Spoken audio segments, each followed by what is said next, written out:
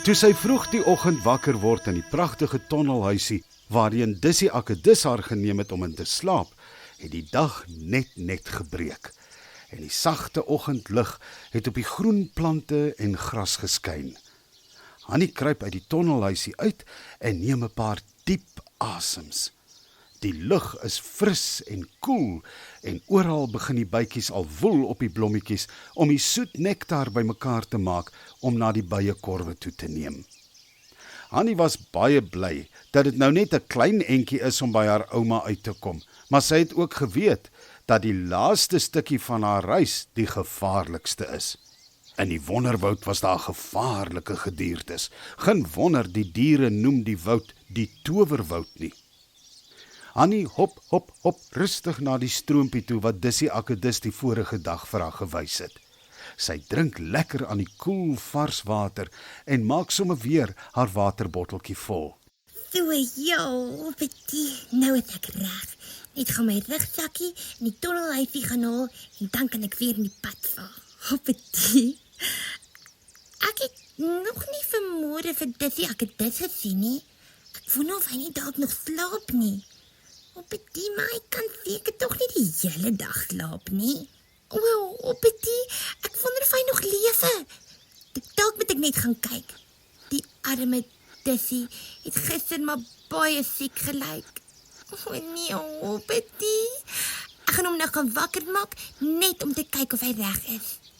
Ek wil daarom ook net weer vir hom dankie sê, dat hy so gaaf was, om vir my water en 'n lekker warm bedjie te gee. As dit nie vir hom was nie, sou ek ook seker nou so uitgedroog wees as 'n klip.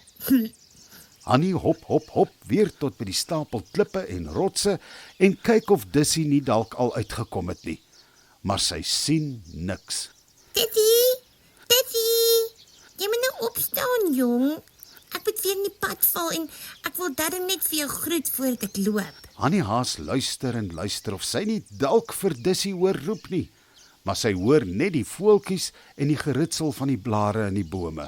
Betty, maar hoe is dit dan nou? Ek weet nie eens by watter klip of rots of huisie hy is nie. Hannie wonder wat sy nou gaan doen. Sy hop terug tot by die tonnel van die huisie waar sy gisterand geslaap het en sit haar rugsakkie op haar rug. So ja, Betty, nou het ek alles. My meisontroei is veilig in my rugsak en ek het net genoeg water vir die laaste deel van my reis, sê sy en kruip weer by die tonnel uit buite toe. Maar o aarde, net toe sy buite kom, sien sy iets wat sy nog nooit in haar lewe gesien het nie. Voor haar staan die mooiste draakie. Hannie het nog nooit 'n draak gesien nie, maar haar ouma het lank gelede vir haar vertel van 'n vriendelike draak wat op die rand van die wonderbos woon. Hannie skrik so groot, sy gaan lê sommer plat en maak haar oogies styf toe. Haar hart klop doef in haar borsie. Betty, ek weet nie of dit dieselfde vriendelike draak is waarvan my ouma my vertel het nie, maar ek is eerder maar versigtig, eerder bang Jan as dooie Jan. Betty. Waarom is jy dan nou bang vir my, Hannie Haas? Vra die draak vriendelik. Jy was nie gister vir my bang toe jy my gehelp het om my stert onder die klip uit te kry nie. Ook nie toe jy my gedra het na die rotse toe en vir my jou laaste water in jou botteltjie gegee het nie. Hannie verstaan nou glad nie wat aangaan nie. Betty, maar ek het gister vir Dissy Akedus gehelp en hy is Akedusie, nie, Betty, wie en wat is jy? Vra Hannie, die draakie lag lekker. Ai tog Hannie, my naam is eintlik Driekus Draak. Maar wanneer daar ander diere by my is, verander ek vinnig in 'n Akedusie. Jy hoef nie bang te wees nie. Ek is eintlik maar net dieselfde Akedusie wat jy gister so mooi gehelp en versorg het. Maar wanneer iemand goed is vir my en my nodig het, verander ek in Driekus Draak. Betty, nou het ek alles gehoor. 'n Akedus wat in 'n draak verander. Ek het nog nooit van so iets gehoor nie. Sê Hanni en kyk groot oog na Driekus draak. Nou moet jy mooi luister, Hanni. Ek gaan jou help om vandag by jou ouma Heila uit te kom.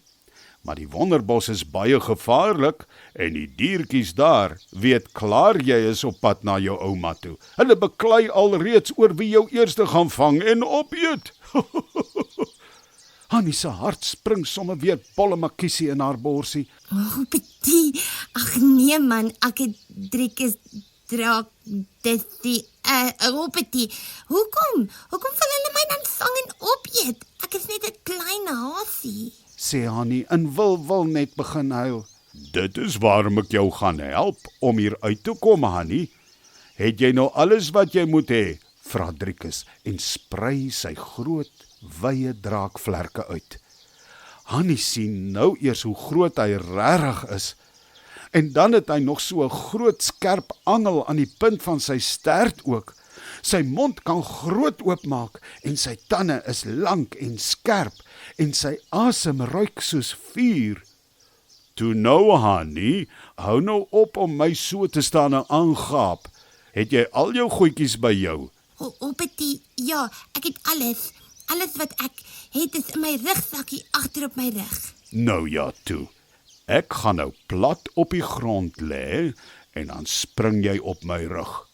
Jy sal sien daar is 'n band om my nek. Jy kan daaraan vashou. Ek gaan bo oor die wonderwoud vlieg en daar by jou ouma land. Dan hoef jy nie vandag 'n voet in die woud te sit nie en geen diertjie sal aan jou raak nie. Op jou rug? Betty, ek het nog nooit op 'n draak se rug. Betty, Sê Hanni, maar sy is daarom nie nou meer so bang nie. Hierdie draak is regtig so vriendelik soos wat haar ouma Heila jare gelede vir haar vertel het. Nou toe, Hanni, spring nou op en dan hou jy vas. Ek gaan hoog vlieg. Jy hoef nie af te kyk as jy nie kans sien nie. Maar as jy dapper genoeg is, sal jy sien hoe mooi alles van bo uit die lug is. Is jy reg? Betty, ja, ek dink so, Betty. Nou ja, hier gaan ons. Hou vas, sê Driekus en begin sy vlerke klap. En dit was nie lank nie, toe is Driekus met Hanni Haas op sy rug in die lug. Hy vlieg al hoër en hoër, op in die lug. Hanni maak haar oogies oop en kan nie glo wat sy sien nie. Dit is die mooiste gesig wat sy nog ooit gesien het. Onder hulle is die wonderwoud. Hulle vlieg ver bo kan die boomtoppe en sy kan sien daar loop diertjies rond, maar hulle kan nie vir Driekus draak of vir Hanni sien nie. Toe hulle 'n lang ruk gevlieg het, begin Driekus laar vlieg. Kan jy daardie groot oop kol met die groen gras daaronder sien, Hanni? Vra Driekus. Betty, ja, dit is so mooi, Sê Hanni. Nou ja, dit is waar jou ouma Heila se huisie is. Ons gaan nou nog laer en laer vlieg, totdat ons bo kan daardie graskol kom. En dan gaan ek daar land. Nou moet jy maar goed vashou, hoor, sê Driekus draak en begin laer en laer vlieg. En dit was nie lank nie, toe staan Hanni en Driekus veilig op 'n groot graskol aan die ander kant van die wonderwoud. Sy was so bly dat hulle veilig geland het, dat sy nie kon ophou om vir Driekus draak dankie te sê nie. En voordat sy mes kon sê, sprei Driekus weer sy vlerke en daar gaan hy, weer al hoër en hoër die lug op, totdat Hanni hom nie meer kon sien nie. Toe Hanni omkyk, sien sy hoe haar ouma Heila aangehardloop kom en haar 'n klap soen en 'n drukkie gee. Ouma Heila Haas het vir hulle die lekkerste kos voorgesit en Hanni het te lekker gesmil daaraan. Sy kon nie uitgepraat raak oor alles wat op haar lang tog na haar ouma toe gebeur het nie. Later het haar oogies begin swaar word en ouma Heila het haar na haar kamertjie geneem om te slaap. Daardie nag het Hanni gedroom oor die goeie draakie met die mooi hart en die vriendelike stem. En sy droom hulle vlieg weer ver bo kan die hele bos. En sy sien al haar maats en die ander diere saam met wie sy daar so lekker bly. Sy het heerlik rustig geslaap, vol dankbaarheid dat sy veilig by haar liewe ouma Heila uitgekom het.